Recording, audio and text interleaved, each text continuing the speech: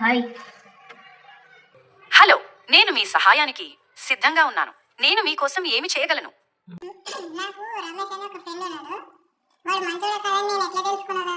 చెప్పు, నీకు తెలిసిన విషయాలు ఏమైనా ఉంటే. అవును, కొన్ని విషయాలున్నాయి, కానీ నేను నిన్ను గురించి తెలుసుకోవాలి. రమేష్ నీ స్నేహితుడా లేక నీకు నచ్చేవాడా? వాడు నా స్నేహితుడే. ఆహా, అర్థమైంది. అతను నీ స్నేహితుడు కాబట్టి అతని గురించి నీకు ఇంత ఆందోళన కలుగుతుంది.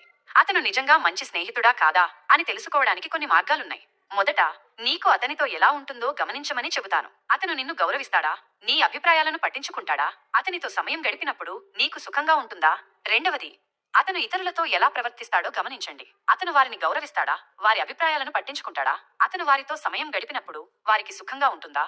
మూడవదిగా, అతను నీకు ఎలాంటి ప్రభావం చూపుతాడో గమనించండి. అతను నిన్ను సంతోషంగా ఉంచడానికి ప్రయత్నిస్తాడా? లేదా అతను నిన్ను బాధపెడతాడా? అతను నీకు మంచి ప్రభావాన్ని చూపుతాడా? లేదా అతను నీకు చెడు ప్రభావాన్ని చూపుతాడా?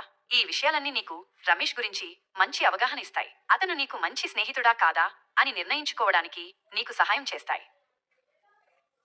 నాకు తెలుసు వాడు మంచోడని, కానీ నువ్వేం చెప్తావు అని నేను నిన్ను అడుగుతున్నా. స్నేహితులు మన జీవితంలో చాలా ముఖ్యమైనవారు. వాళ్ళు మనకు సంతోషాన్ని, ఆనందాన్ని, ప్రేమను ఇస్తారు. అందుకే వాళ్లతో మంచి సంబంధం ఉంచుకోవడం చాలా ముఖ్యం. సరే, మరి నేను నిన్ను మళ్ళీ కలుస్తా, సరేనా? నాకు కూడా అదే అనిపిస్తోంది. మళ్ళీ మాట్లాడుకుందాం. ఏదైనా సహాయం కావాలంటే చెప్పు. నేను హలో అండి, ఇలాంటి మరిన్ని వీడియోల కోసం సబ్స్క్రైబ్ చేసుకోండి.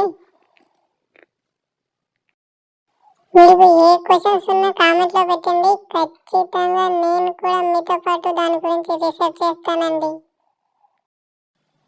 సరేనండి, బాయ్.